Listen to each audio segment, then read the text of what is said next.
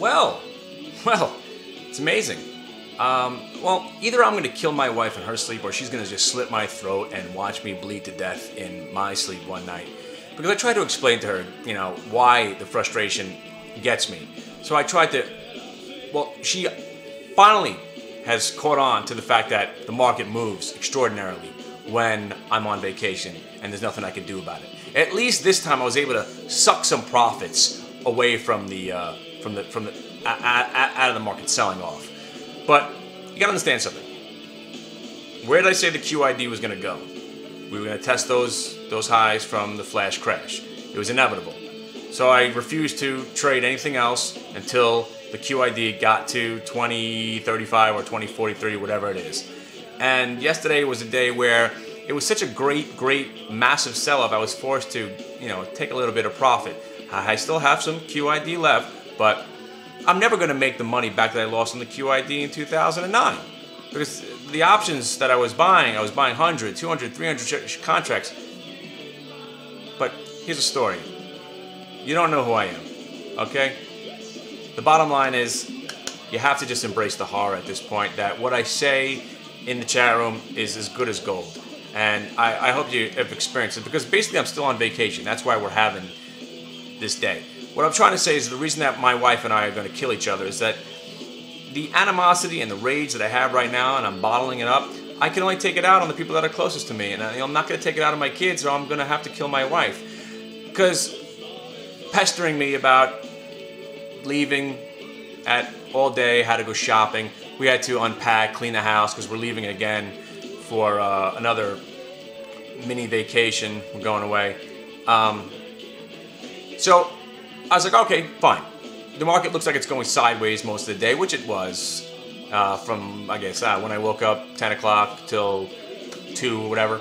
So I was like, okay, let me just explain something to you, okay? I think the market's going down, and right now the market's still up. So if I leave the house, something will happen. That means the market will tank, and at 4 o'clock when we get back, I will be more pissed than I am now for not being around to triple, quadruple, or centuple my position that I had in the QID, or maybe short some futures, or just do some fucking thing. So here we are, came back, and exactly what happened. And my wife still cannot appreciate what the fuck my problem is. What's your problem, she says to me. What's your problem? If you knew it was going to happen, why didn't you do anything about it? There is the rub. Therein lies the magic of it all. Would the market have sold off like this if I would have got into some more QID? Or the best part about it is that they have these quarterly options now in the Qs, and I was alluding to those this morning. Fantastic. I think they were 2 cents when I walked out of the door. I think they closed it, I don't know, 60, 70 cents. You could have bought some options that expire 2 days from now, or you could have bought some puts this morning at a dime. I think they closed at $1.10. Whatever, I'm talking off the top of my head right now. Point being, would have this happened if I would have left?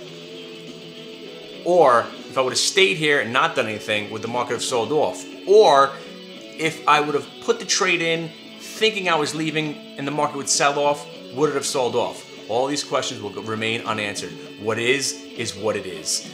I said the QID will try to test that flash crash price because the powers that be in the matrix like to see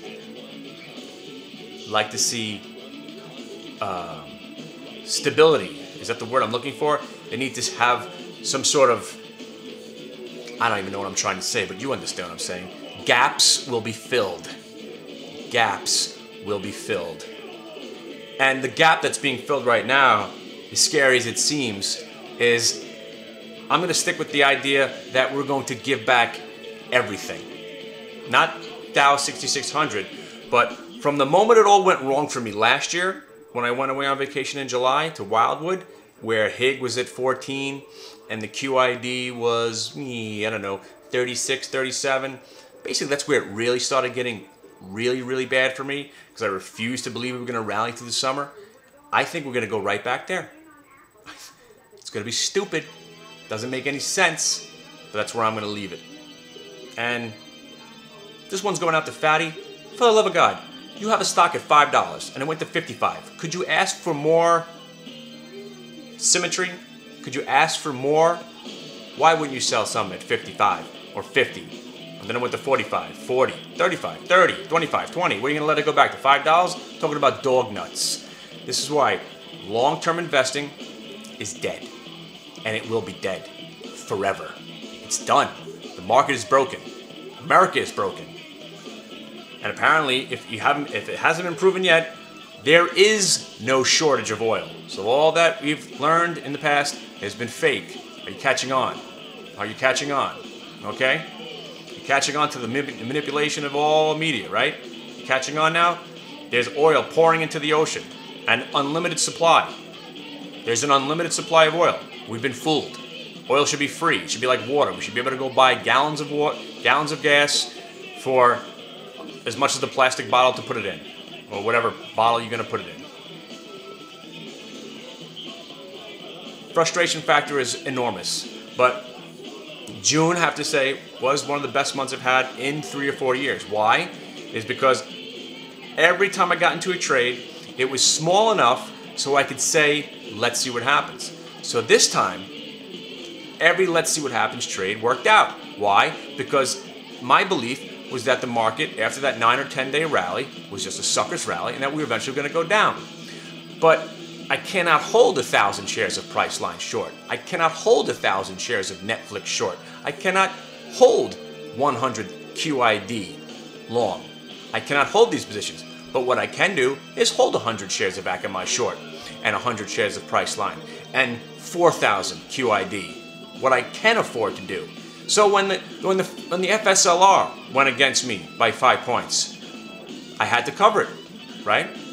That day, remember 2 Fridays ago, where I was up, what was it, $1,200, $1,500 on my FSLR short, and I believed it wouldn't break 125 ever again, but I couldn't hold on to it, so I was forced to cover. And then we start going back down. I think the stock went down, I don't know, 10 or so points. Same thing with the Priceline, but the Priceline, at least, I only had 100 shares. So I said, hey, you know what? If it goes up 100 points, I could lose 10 grand. Do I really think it's going to go up 100 points? Let's see what happens. And thank God it started going back down. It covered that. All right, I'm getting ahead of myself. The point being is that there is no point to this all. And we're starting anew. We're going into the long holiday weekend where everybody's going to come back wanting to feel good, and people are like, oh, we're glad that this sell-off happened going into earnings season, because now all the stocks that might have been priced to perfection, and I'm talking about Akamai in particular, if they didn't report good numbers, the stocks would have got hammered. So now that Akamai's fallen the 7 points that I was telling you was going to fall after they report. So now when they report, the stocks are going to probably do nothing. So anyway, it's all been ruined. Everything's been ruined. All my great ideas have been ruined. Loading up on the QID, gone. $17 calls that I bought and sold for 50% profit, gone. Akamai going down to $40, trade ideas done. Shorting X, everything. So, well, I'm going to have to call clean slate again. I have nothing to offer right now, except I do think the market is still going to go down some more from here. Stick my neck out on that one. At this point, the guys in my office basically can all suck off, all right? Because I asked them, I was like, listen, do me a favor. Can I borrow $1.7 million? And they said, what for? And I said, I want to buy 100,000 QID with a $100,000 cushion. And they said no. So I was gonna take a $100,000 loss, and if the QID moved my way, we were gonna divide the money up in a proper situation. Consider it been all their money, and I was only gonna take a 20% chance on the risk, but they were gonna take more risk. They didn't want to believe me and what I think I know. All right then. So I guess I was right, and you guys were wrong again. So, all right. Hope you're enjoying your rally that you thought was happening this week.